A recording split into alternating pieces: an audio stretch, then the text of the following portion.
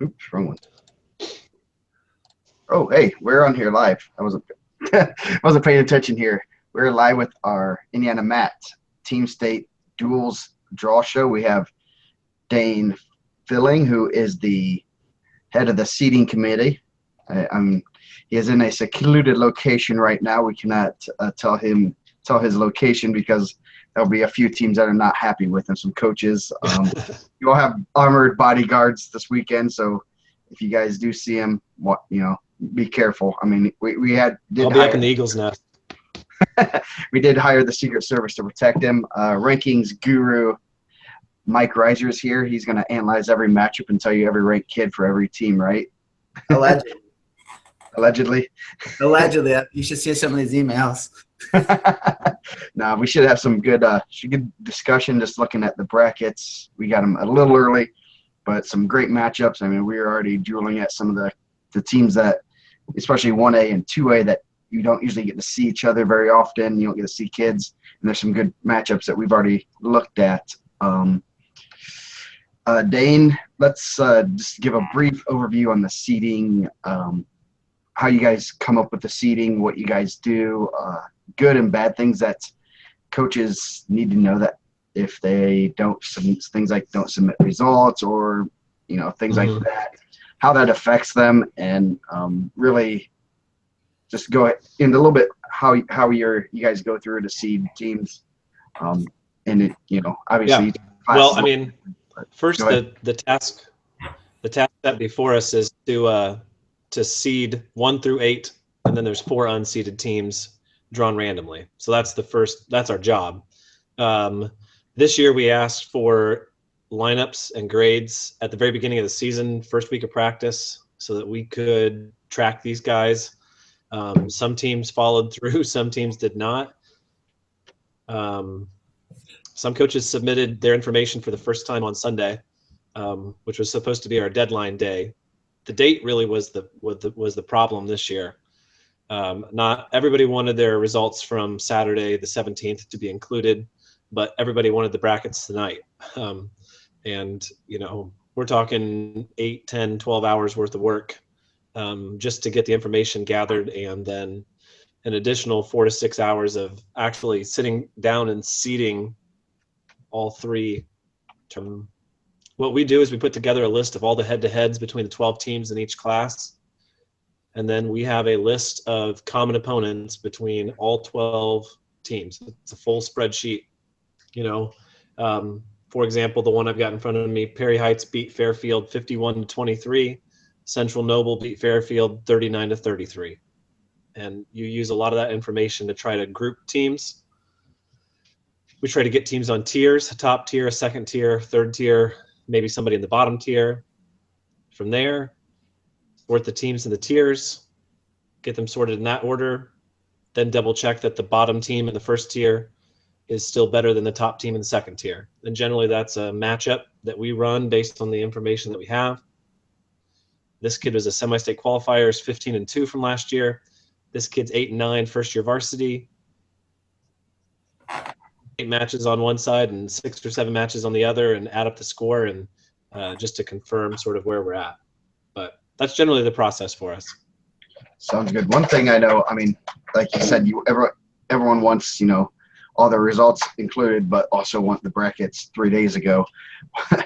I know that you're working with a half a season of data, and, depending on what events teams go to, whether, maybe the end of their season's a little bit more heavy with better teams, or, they just went to events that were maybe tougher the last couple of years, but now this year it's a little bit weaker. The teams are, I know, I've seen events, to the Trikoff, for example, is always pretty tough. This year it's a little bit down, and I think, that could easily affect teams, that went there and did well, but didn't, do things like that. So it's a lot of work, definitely appreciated. People don't realize that it's not just you guys drawing 8 teams out of a hat. It's actually some thought. Yeah, and the other thing too is I think a lot of people think that we look at strength of schedule and punish or reward based on strength of schedule. That's not the truth, but strength of schedule comes into play. If you have 5 new guys on your roster that didn't wrestle in the state tournament last year, and you've wrestled 7 teams that you've beaten 75-0, and this new guy is 7-0, we don't have a whole lot of information to base how good that kid is compared to someone else. And a lot of times the strength of schedule plays into it in that fashion. And sometimes teams can't control who they've wrestled before team state and who they wrestle after team state. But that's just another side note to the whole process. Okay, Mike. Any comments, Mike, before we get started with all the fun? I know it's a tough system, and I know that there's always going to be people that are going to be happy, and there's going to be people that are going to be upset. But I know that Dane and those guys do a great job. Obviously, Dane kind of does the same thing I do in a different aspect, but we can't be everywhere. Like, we would love to see all these duels. I would love to see all these people. Dane would love to see all these duels so you can get a better grasp. But turning in results, like, in track wrestling in IndianaMat can only go so far. But if you ain't turning in results, how do we know? Like, we're not going to be in Jeffersonville. I'm just using Jeffersonville because it's far from me. But, and those guys generally do a good job getting results in. But I think that would make it a lot tougher. So in the future, if you're in this thing, get results out, let people know. The old way of like, hey, I'm going to hide this guy, that should be dead. You should be wanting recognition. You should be wanting your kids to be, viewed as top kids in the state. Definitely. I agree. Agreed. So without further ado, let's start with 1A. I'll bring the bracket up. See if we can get that to work. Oh, that's not what I wanted. There it is. There's our 1A bracket. Prairie Heights, our returning champ, number 1 seed. Number 2, Shenandoah. Number 3, Oak Hill. Were they third last year? No, they did pretty well last year. I know. 4th, North Posey. 5th, Monrovia. 6 is Adams Central. 7 is Central Noble. And 9th sounds 8. Dane, why don't you comment a little bit on these guys? Yeah, I mean, coming right out of the gate, based on the information that we had, Tier 1 really turned into Prairie Heights, Shenandoah, Oak Hill. Obviously, Prairie Heights has the track record. Outstanding season last year. A little bit tougher schedule so far this year. Shenandoah impressed. They have some studs that some of these other 1A teams do not have. Oak Hill, just a solid team returning. I'd have to look at it, how many semi-state qualifiers they had returning from last year. They had 1, 2, 3, 4, 5, 6, 7 returning semi-state qualifiers and 2 of them state qualifiers. That's a huge number for 1A. As we got through that first tier, then North Posey was kind of on its own second tier, so they fell into the 4. We went back and forth on Prairie Heights, Oak Hill, Shenandoah. We ended up with Prairie Heights 1. Not so much on reputation, but just strongest overall lineup, not as many holes, maybe perhaps not as many unknowns. Shenandoah had the really impressive duel with you guys, and you saw them this year. What were your impressions of Shenandoah? They're a good team. I mean, we split matches with them. I mean, and we're, obviously we're at team state at 3A, so I mean, we split matches with them. They have some very, very, very talented kids, and they're still pretty young there. So they have some kids that that are almost guaranteed wins, whether they're wrestling big schools or small schools. So that's a huge advantage.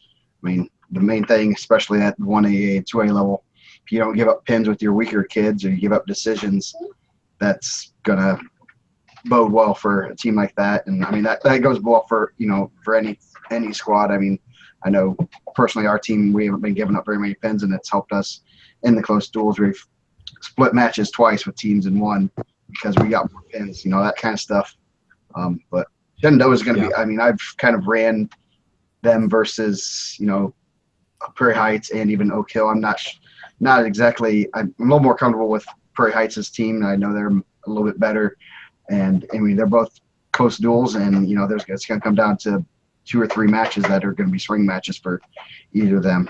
Should be some great matches there. I mean, the semis and finals, they'll definitely be worth it. I'm sure all of Stro will be there again like it was last year. So it'll get loud. And that's the best part of the 1A tournament. Oh yeah. Yeah, definitely. I mean, and if you look at Shenandoah's, go ahead. If you look at Shenandoah's dual record, I mean, they've got some pretty impressive wins. Ben Davis isn't that good this year, but still, for a 1A team to walk into a gym and beat Ben Davis 55-12, that's a pretty impressive score. They beat Lawrence Central 44-23. LC had a pretty decent showing and actually finished ahead of Warren Central at Marion County this weekend. LC's not bad. Yeah, they had wins over. Go ahead. LC has some good kids. We were at that same tournament, and I was looking at them, and I knew they were pretty solid. I mean, they returned 4 or 5 semi-state qualifiers and a handful of other regional level kids. So I mean, I know they out of a pretty good sectional regional. So I know they're pretty tough, and I was impressed with that score just from watching when I was. Yeah, I mean, that was probably the most impressive victory for any of those 3 teams on the schedule. And a couple, Shenandoah beat other 1A team state teams, Elwood 73-6, 57-18. They beat a 2A team state qualifier in Lebanon. Just a lot of quality dual wins.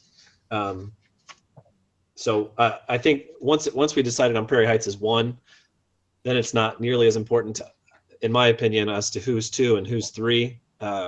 I'm pretty sure these 3 are the top 3. They're going to end up in the semis.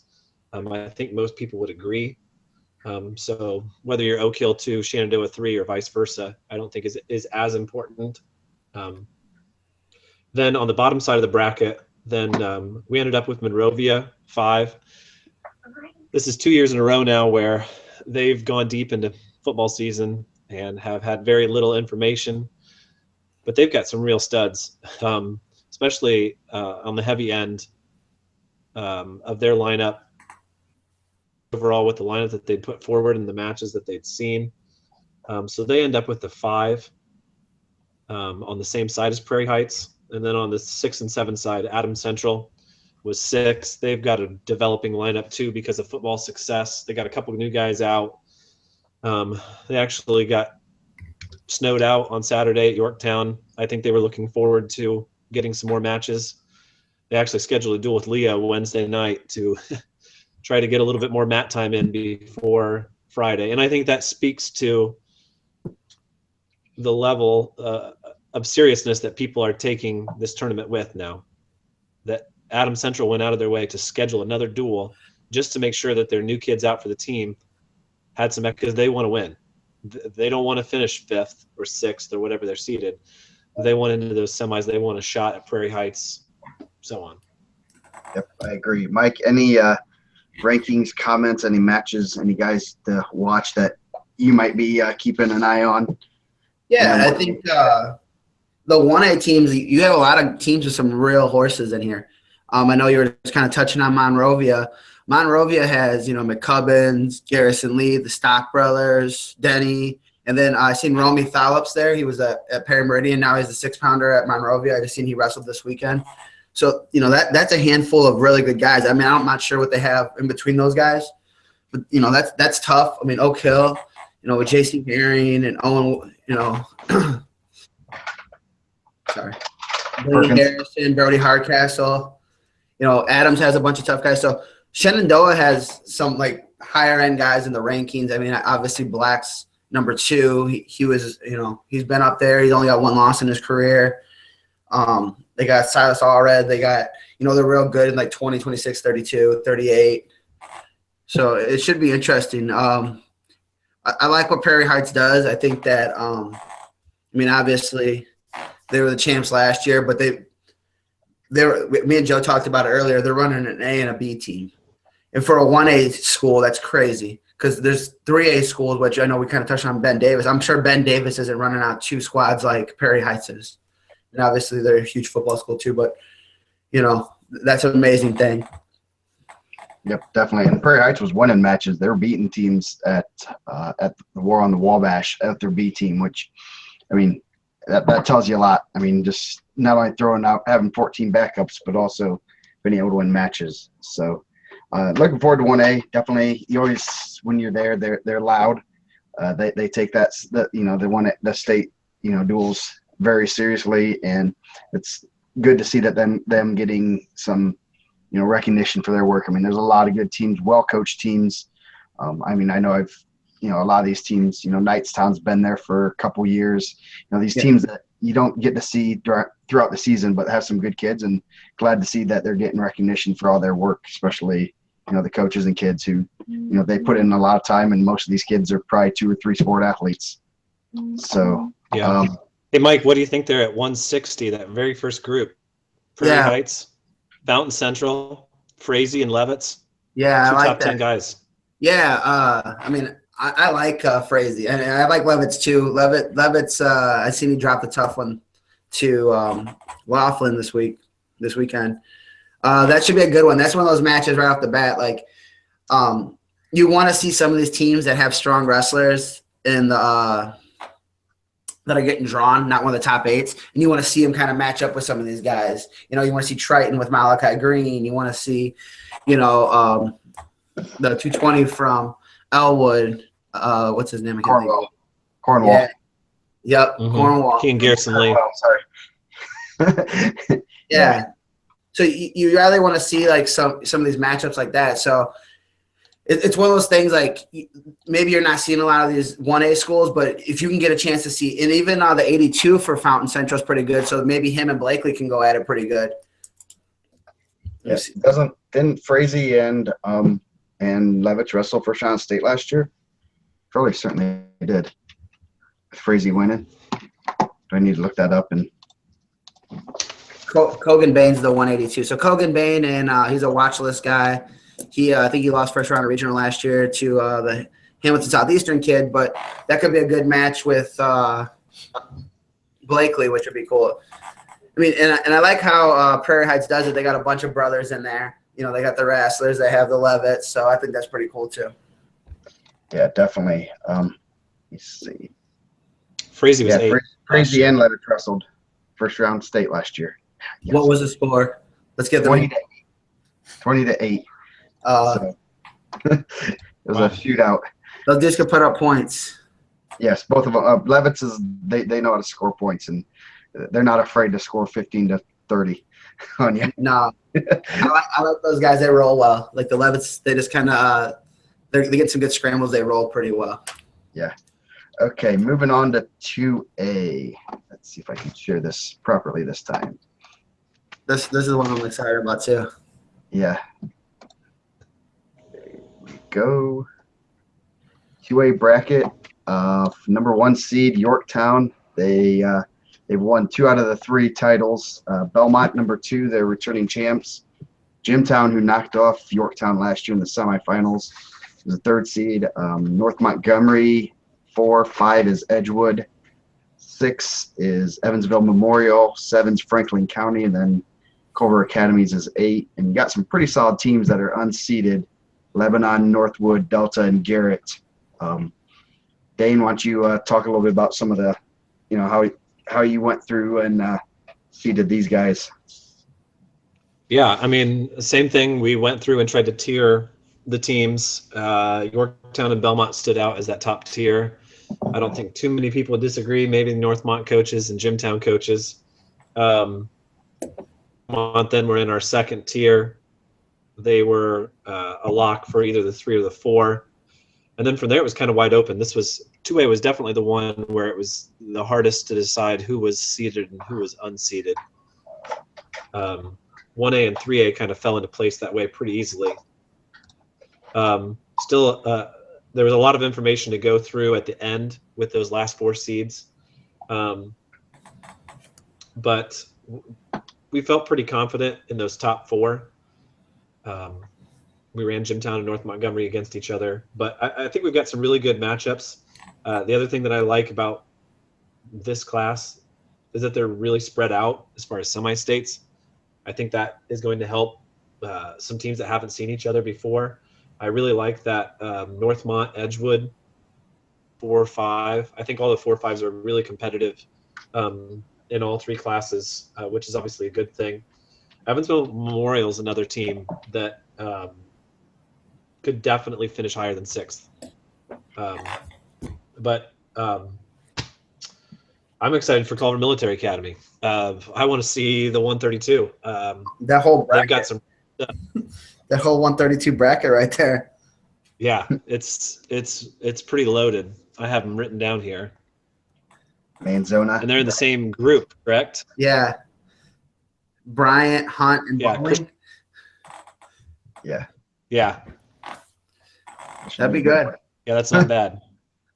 All three of those guys are, Bowling, I think, is right outside the top 16, but he's had some real good wins. He's been right there. And then Hunt. And, I'm excited to see Manzona because, obviously he's getting a lot of hype coming in from Ohio. And, you just want to see him kind of, go out and compete against, Christian Hunt's tough. He's tough as nails. Yeah. I think North Montgomery's pretty solid, too. I know they've had some pretty lopsided wins. I don't know if they're probably ones that haven't – they enter some decent events, but then some of the teams have been down, so they didn't get as much love since some of the teams that they would usually be solid and, be able to get good judge. Yeah, I mean they've got 11 matches in on the year, and I'm looking at their sheet right now.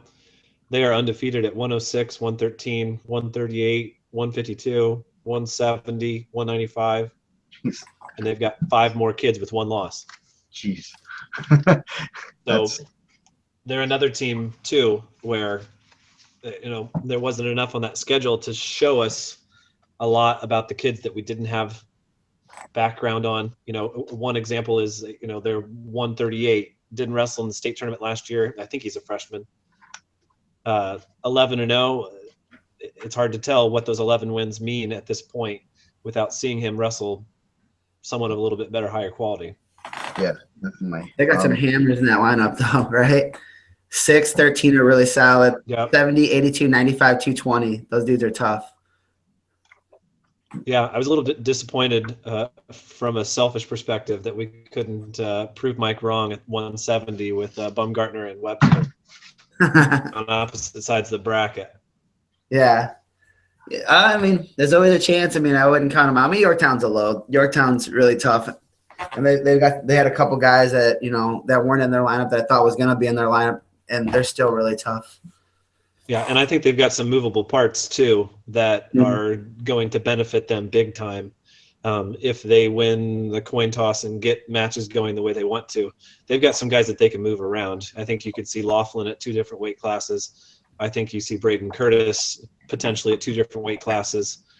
Houston maybe also. They've got Alara Boyd in there also, who I don't think has wrestled much varsity, but there's a pretty solid wrestler that you can put in and bump somebody up depending on matchups. Yeah. One thing you don't have this year, which we've had the last couple of years, is it's before the January 1st, so there's no 2-pound allowance, so you probably won't see as many kids dropping as you would like last year. I know there are some teams that drop some kids just for the event, which shows how important it is, but yeah, you won't be seeing it as much. I mean, I know we were talking about, a couple of kids maybe dropping, but I don't want to make them scratch weight and then going right back up to another weight for Al Smith and things like that. It's 2 pounds. You can kind of justify it a little bit. So any other comments, Mike, on some of the kids you're looking forward to seeing? I mean, like I think Dane did say, it was a text the other day, I was asking him how it's going and had to talk him off the ledge, but he said like none of the 2A teams, they're so spread out that none of them have like any common opponents. Is that pretty much what you were telling me, Mike or Dane?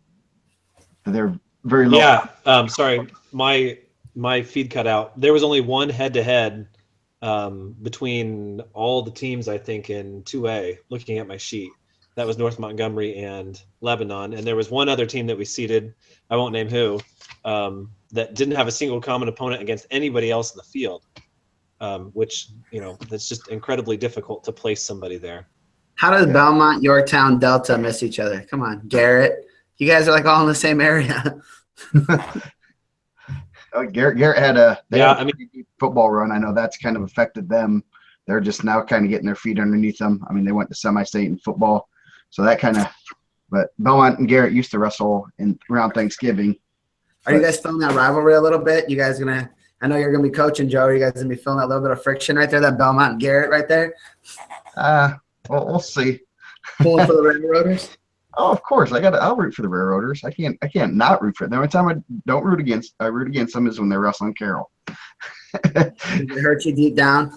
No, and the same thing with the 1A. I mean, there's just a lot of good quality kids in there. So you start looking at some of the matchups. I know Edgewood's like solid top and bottom. You know, I like Denver Ellicott at 52, but like they have a lot of solid kids that are on the watch list.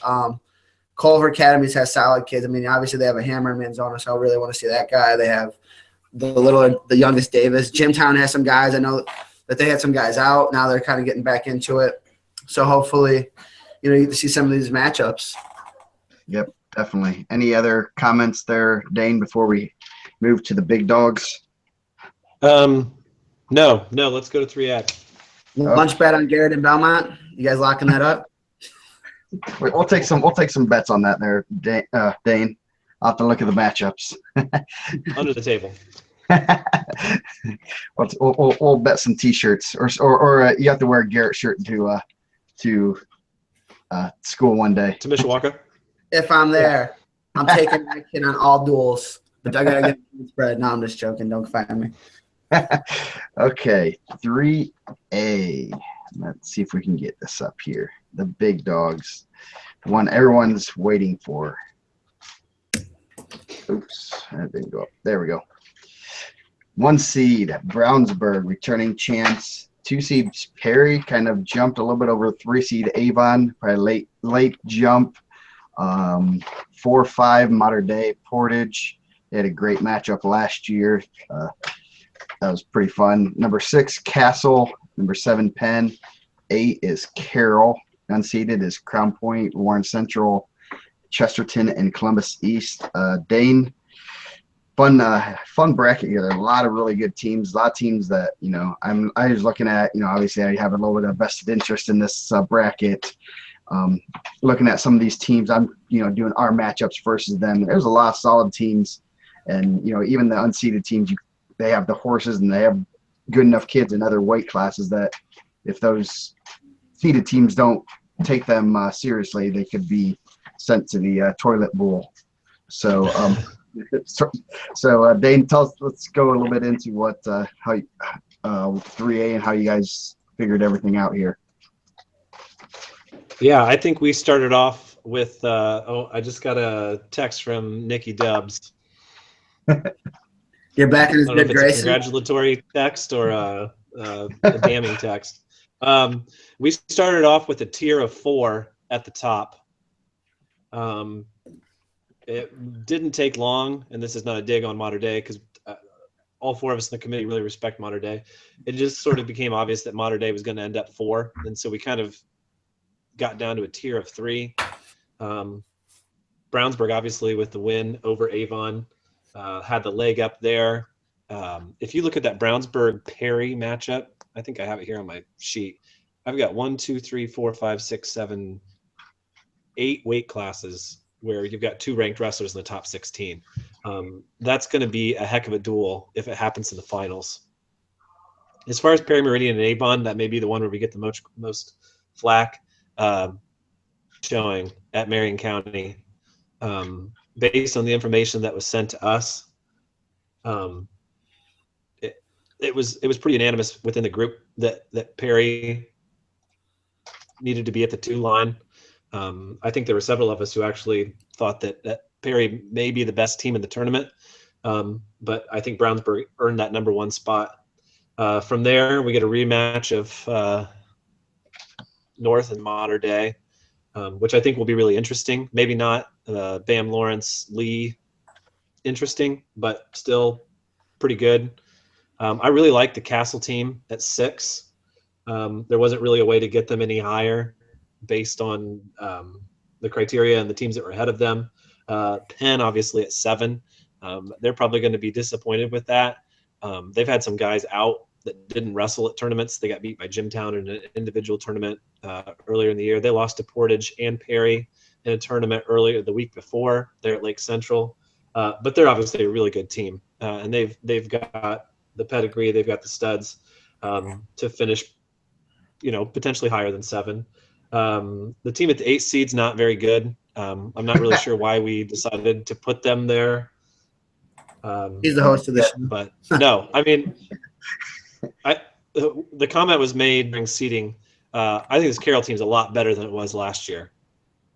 You guys had the loss to Lawrence North last year that kept you from a seed, and then we paired you right back with them.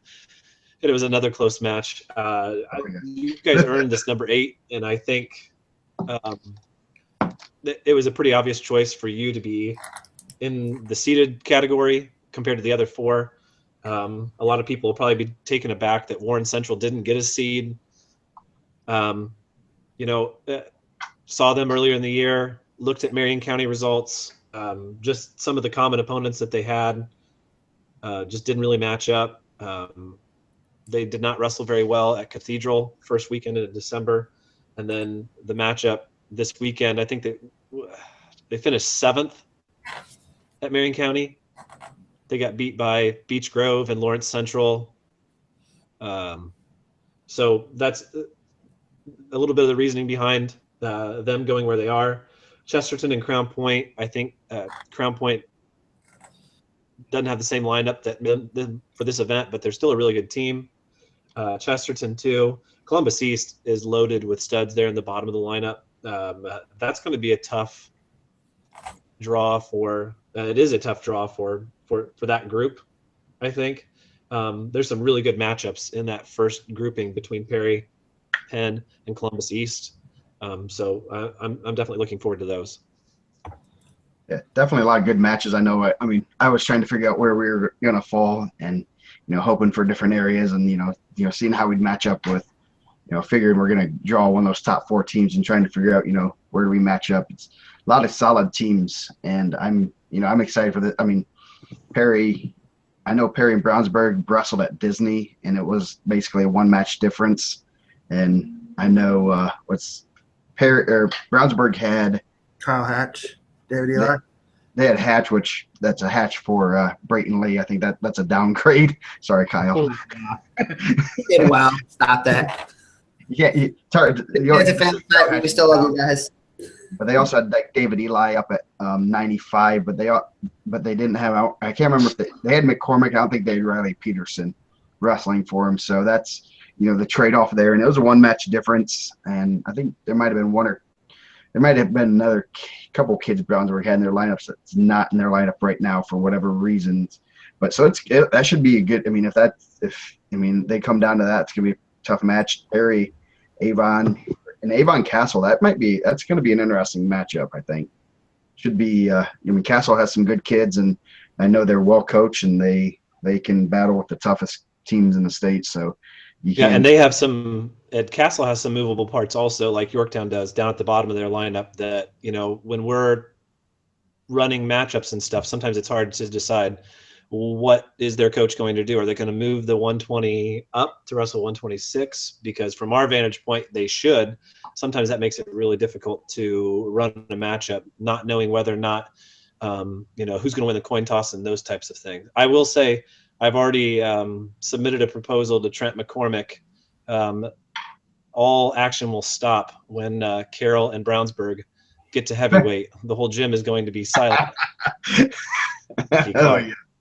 Oh, geez. Ricky did get his revenge at Disney, though. I got a picture of that. Rematch. Uh-oh. That trilogy. The gym will shake. That's right. So, hey, Mike, how about Group 2? Perry, Penn, Columbus East, 120. Yeah, that's nasty. Brooks, Demian, and Fair. That's we got to see Fair and Demian at the Harvest. Now you add in Rooks.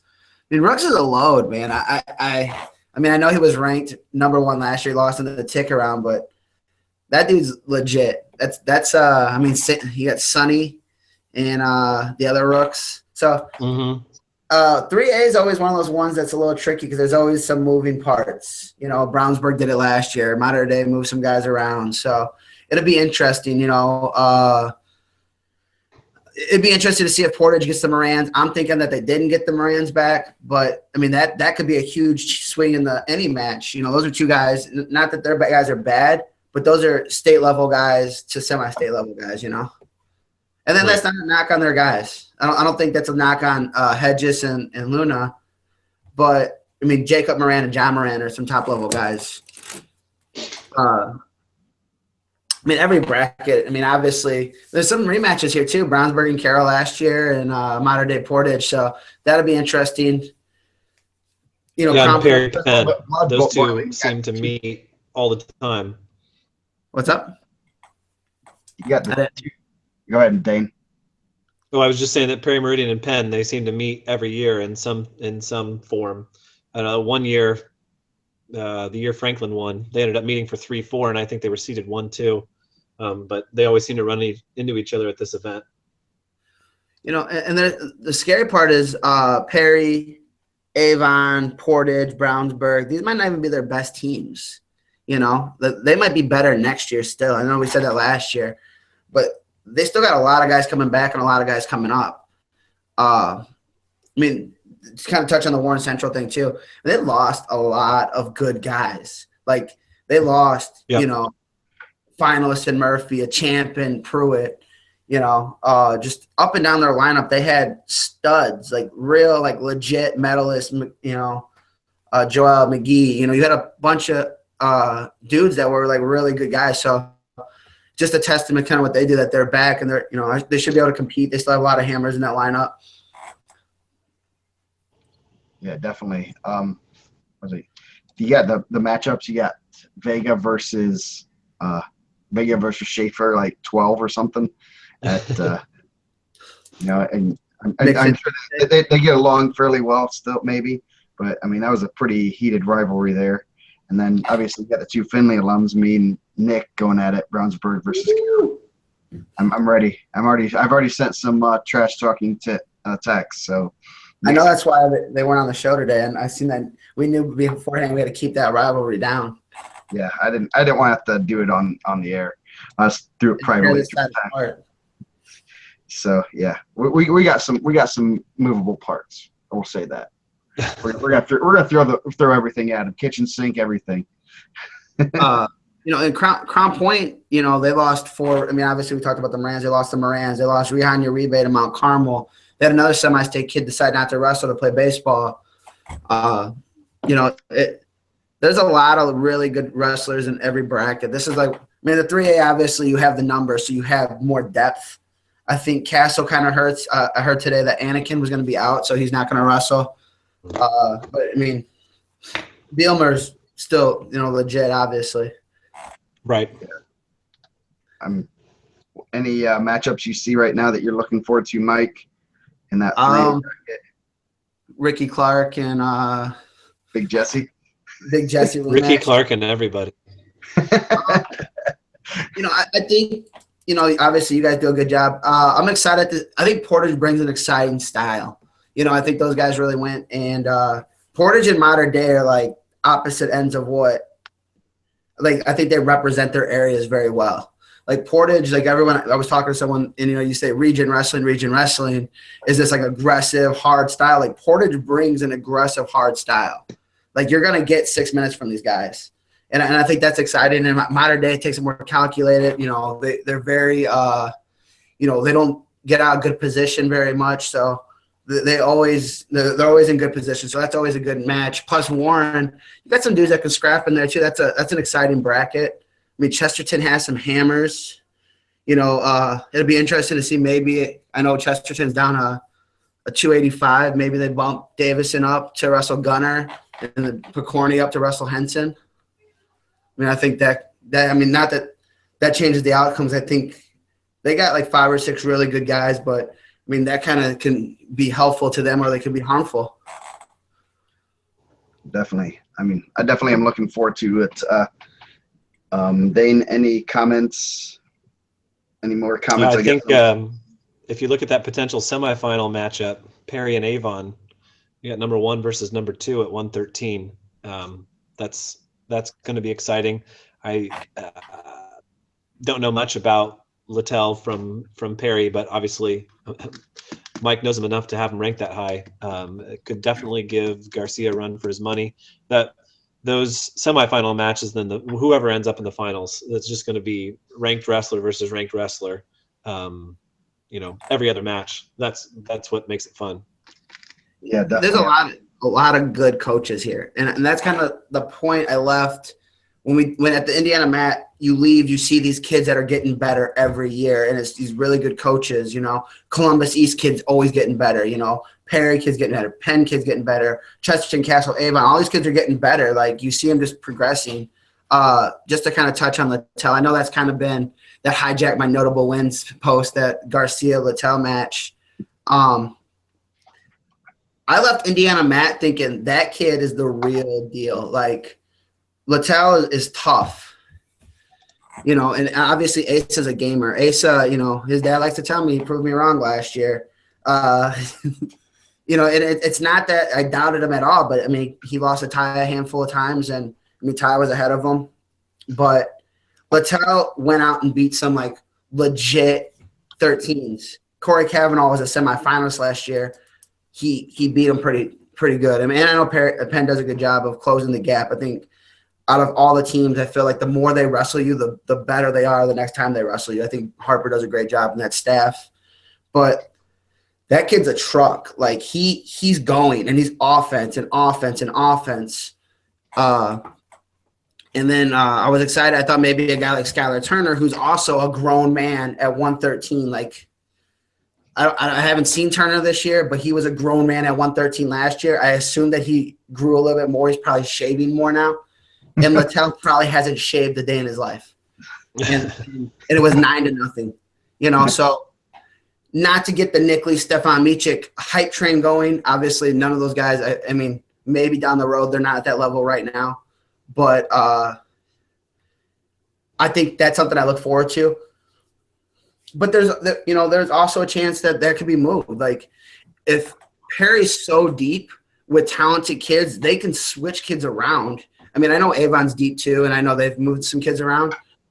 But, I mean, you can move guys in different ways. And I know Littell was a little light at the Harvest, so who knows? I mean, maybe he'll be at 6, he'll be at 13. You never know. Yeah. But if he's at 6, that's crazy, because he's the real deal at 13. Yeah. And bumping out somebody who's ranked, 11th in your rankings.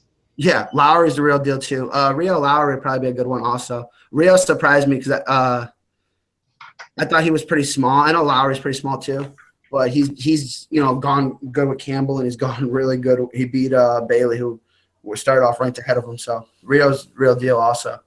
I want to see that Carroll Portage matchup, because I heard Carroll's getting some scrappy guys too. We'll see. I don't know if we're ready to battle with the physical kids in the region. I know that's that's why we did things like go to Disney. I can say that much. Seeing that kind of physical style, you'll get that physical kind of style sometimes around up northeast Indiana. So we have to head down south and Westfield and Delta, places like that, and Newcastle, to go see some different styles and get matchups. I'm excited to wrestle Brownsburg. I think it should be a good match. There should be some solid matches in there, and it'll be a good test for our kids to see where they really are. Because I mean, we've had a good season so far, so I'm excited. I know our kids are excited. They're chomping at the bit and want to. They like winning, but not. They like to be challenged too. So. I think who else? I'm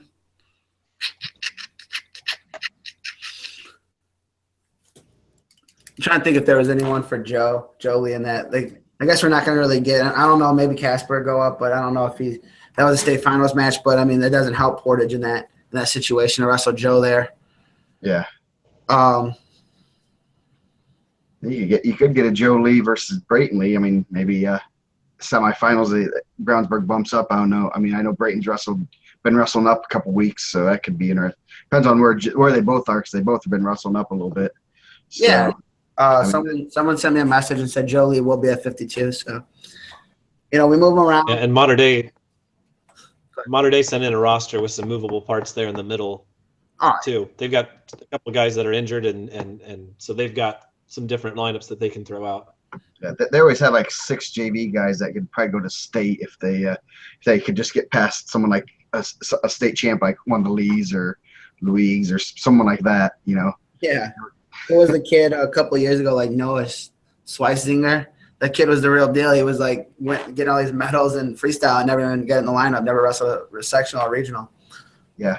Yeah, he won like freestyle state or folk style state a couple of times, didn't he? Yeah. That's just being in that room, you know. But that's the program. That's the prestige. You know, these guys have some movable parts. I'm interested to see what Penn runs out because I don't think that they've put their best team out yet either. Perry's no, I agree. Like Perry, I left the Harvest Classic thinking like these dudes are the real deal. You know, and then you hear rumors about moving and stuff. You're like, wow, like that would be crazy, but they're the real deal. Like they went into the Harvest Classic, I was shocked. I mean, obviously, I've seen more Portage than any of. I've seen Chesterton. I've seen Portage. I've seen Crown Point. I've seen Perry, Penn. So those guys. I mean, I haven't seen anything in Indy outside of what I've seen at the. Cathedral, but they're not here. So, but I mean, real deal, man. These guys are like legit teams. Yep, definitely. With that, any other comments there? Dane, on the bracketing, anyone you want to give a shout out to? I mean, definitely did a good job. I think, you know, everyone's pretty close to being where you would think they were. And definitely, I mean, got them separated and time to see who, you know, who's the better teams and, you know, let them all shake it out. No, I'm excited for it. I do have a challenge for Mike though. Okay, I'm ready. Are you ready for this? Last year we got into this Portage. What was it? Modern Day. All right. I had to hear about it for a year. Yeah. You let me down, guys. Give me one team in each class that'll finish higher than they're seeded. Ooh.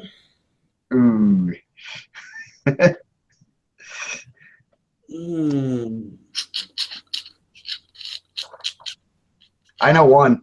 I'll give you one at 3A. The Carroll Superchargers taking this thing down. You know, you got it. Man, see, you guys put me on the spot, and then I'm gonna get these messages like I'm the one that is hating on these guys. Columbus East kind of matches up pretty well with Penn. A little bit. They're kind of not as they're tough in different areas. But does Columbus do you have enough? I don't know. I have to look at Chesterton Castle. Let me do it up real quick. That could definitely be a good one because if Chesterton has enough horses there that they can fend them off.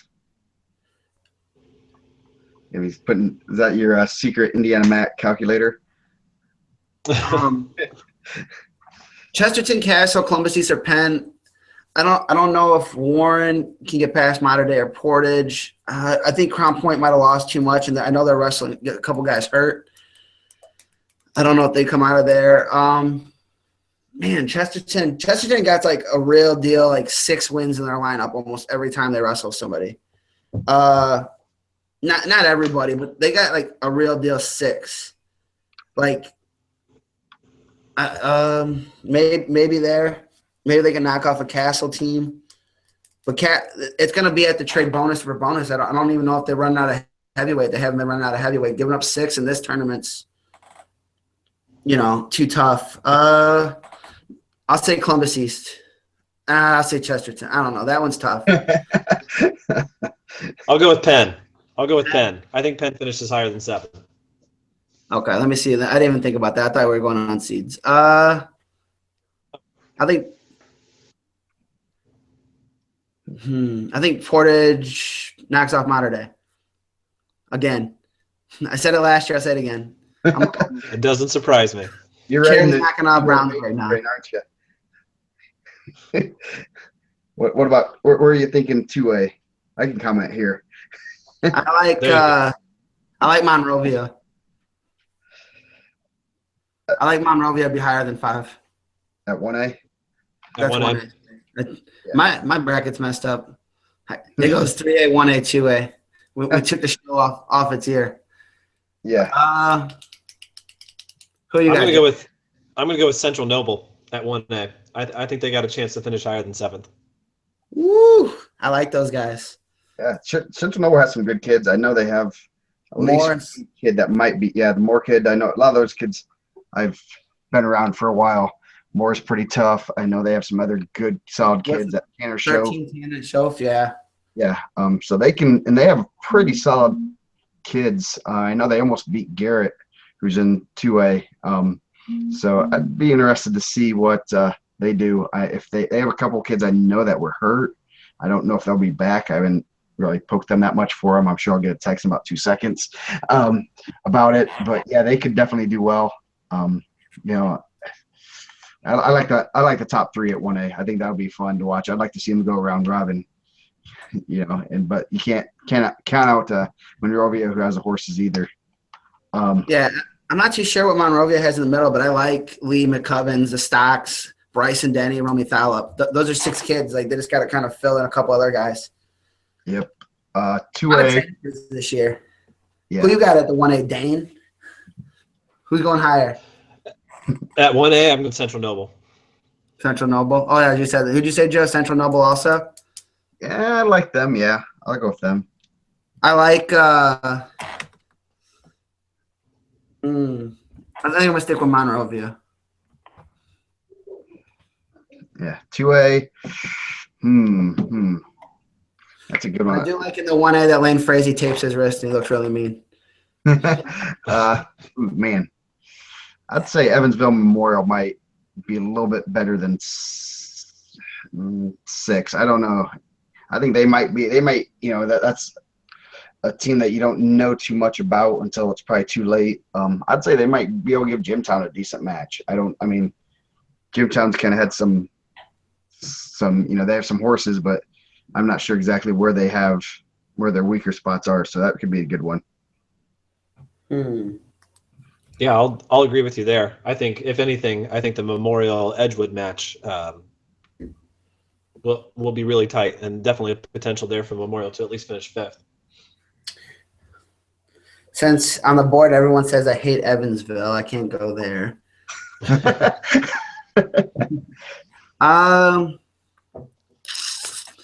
Man, I always feel like Lebanon does a good job. I like the way they coach. I like their kids.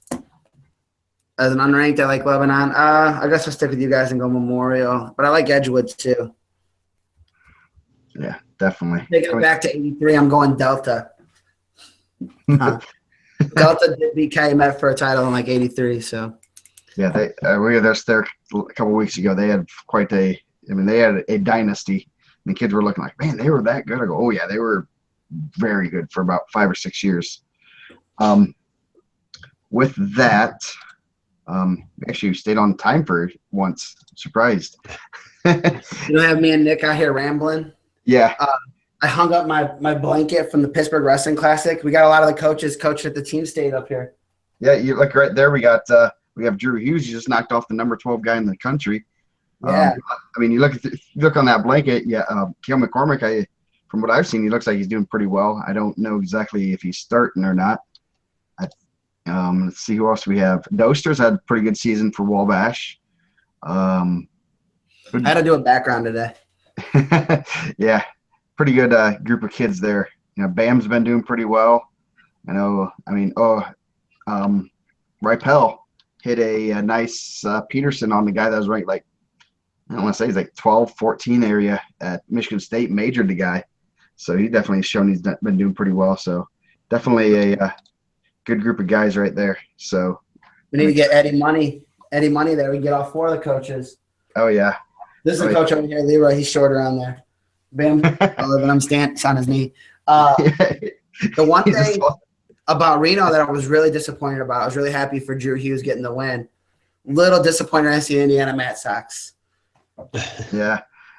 I did give him a hard time about it. He was wearing them for his first few opens before they pulled his red shirt. I kind of gave him a hard time, and he said that they are team-issued socks, and he does have the IndianaMat ones in the bag just in case, just for you know, they probably stink. I don't know if he's ever washed them, from what I've heard. But yeah, So nah, it's good luck though. yes, they are. As long as they're in the bag, they're within in the building. I think they're good luck still. Maybe he rubs himself with them or something before match. I'm not sure. And you can buy those same socks at the IndianaMat store. No, you can't actually. We're all out of stocks. I haven't replenished those. We do have some nice new shirts here, but they're not in the store yet. I haven't put them up there. Those are nice. I see Dane didn't wear a shirt. That's kind of weird, but He had to support the Belmont Braves. I just didn't have time to change. Or you should have a team seating committee. That's what you should have. Yeah, we need. Just put a bullseye on the back. That'd be. So, with that, so we'll wrap up our hangout. We may try to have another one Tuesday, Wednesday. We'll talk about it after we close down shop here. I know we have a lot of stuff to discuss, and we've had some busy schedules on the personal side. I mean, I know coaching and other things have gotten in the way, so we haven't had a real hangout where we get to just ramble about random things. And now if we have brackets, we have some more stuff to talk about. So, and Nick, I'm sure Nick's all fired up. He really wanted to get on here with Dane. I would watch your back. You know, he might hit you with the belt on Friday. he was so upset. He was on suicide watch after that initial ranking. So you better, send him hopefully he got a Christmas card from you. If he did, I'm gonna be really upset because I didn't get a Christmas card. Uh-oh. So with that, thank you guys. Thank you, Dane, and the seating committee for all your work. Definitely appreciated and very underappreciated also by people that don't realize you just don't draw those teams out of a hat. You actually run those through a intense logarithm and try to figure out who's the better team. My phone needs a rest after this weekend. Can't tell you how many coaches somehow got a hold of my personal phone number. I've been giving out for results. Hey, I seen you guys wrestled here. Can I get a result? I'll give you Dane's number. And video, right? So, yeah, please turn in more results, guys. Please. Yes. It's weird that you think that I can be everywhere in the whole state. I can't. Just please turn your results in. I would love to rank your guys. Yes. Can't express that. I mean, it does look like we get more and more each year. We're getting to a point where it's pretty close, but I think we're getting a lot more, but we can never have too many and include individual results other than just team scores. So anyway, with that, we will wrap it up, and thank you guys for joining us. We'll see you hopefully later this week, or at least at Team State. See ya. Thank you, guys.